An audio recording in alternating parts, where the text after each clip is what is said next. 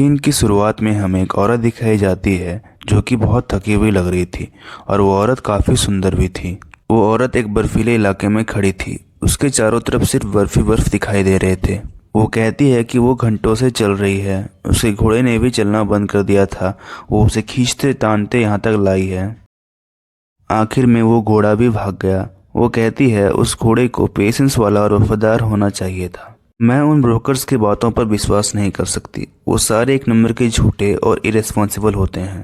पर वो बेचारी किसी तरह चलते चलते अपनी मंजिल तक पहुंच गई। वो हाँफते हुए कहती है, आखिर मैं यहाँ पहुंच गई।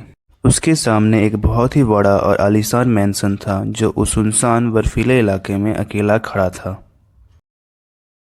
उसने अपनी नज़र उठाई तो मैंसन के विंडो पे उसने किसी को देखा, तो वो अंदर उसे ढूंढने के लिए चली गई। वो डरी हुई लग रही थी और चौकन्ना होकर चल रही थी। तभी उसे पीछे से कोई उसके नाम से बुलाता है, लिस्टिया। वो डर जाती है। फिर वो पीछे घूम के देखती है तो एक काफ़ी ज़्यादा हट्टा कट्टा आदमी वहाँ खड़ा था। वो काफ़ी ज़्यादा हैंडसम था। वो आदमी उसके नज़दीक आने लगता है और लिस्टिया सोचती है हमें हमारे पूरे नाम से एक दूसरे को बुलाना चाहिए क्योंकि हम पहली बार मिल रहे हैं।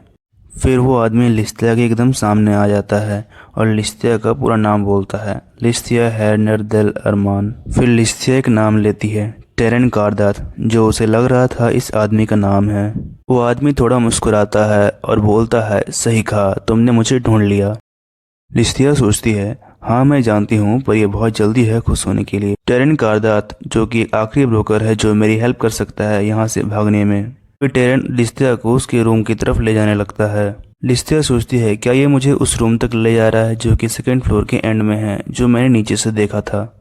फिर टेरेन पूछता है कि तुम पैदल क्यों चल रही थी। लिस्टिया को कुछ समझ नहीं आता। फिर टेरेन बोलता है, तुम्हारे पुराने ब्रोकर ने तुम्हें घोड़ा दिया होगा, मुझे नहीं लगता कि तुम उस घोड़े से गिर गई होगी। लिस्टिया बोलती है, वो भाग गया बर्फ में, मैं उसे खींच के लाने वाली थी, इसलिए मैंने बाकी का सफ़र पैदल किया। टेरेन बोलता है, जरूर उसने सुन लिया होगा। लिस्टिया बोलती है, क्या सुन लिया होगा। टेरेन बोलता है, भेड़ियों की आवाज़। उसने नोटिस कर लिया होगा इस इलाके में भेड़िए हैं। लिस्टिया घबरा जाती है। वो कहती है, तुम कह रहे हो मैं भेड़ियों के बीच से चलकर यहाँ तक आई हूँ। टेरेन बोलता है, मुझे ये तो नहीं पता, पर हाँ इस इलाके में काफ़ी भेड़िए घूमते हैं।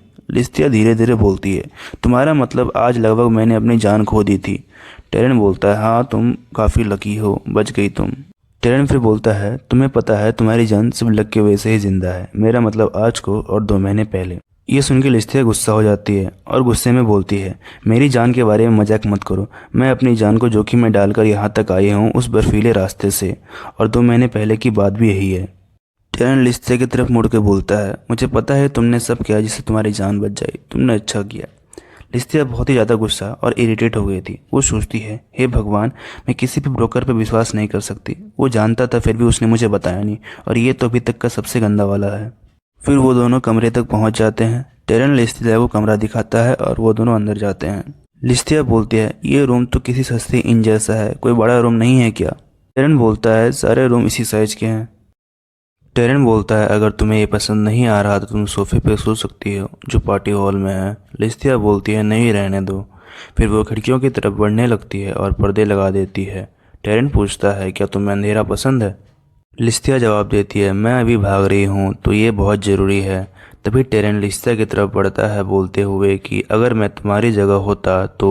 वो उससे एकदम पीछे जाकर खड़ा हो जाता है और बोलता है, मैं इसे थोड़ा सा खुला रहने देता। लिस्टिया पूछती है, पर ऐसा क्यों। टेरेन जवाब देता है, ताकि मैं अपने दुश्मन पर नज़र रख सकूं। लिस्टिया फिर भी बोलती है, लेकिन इसकी वजह से अगर मैं दिख गई तो।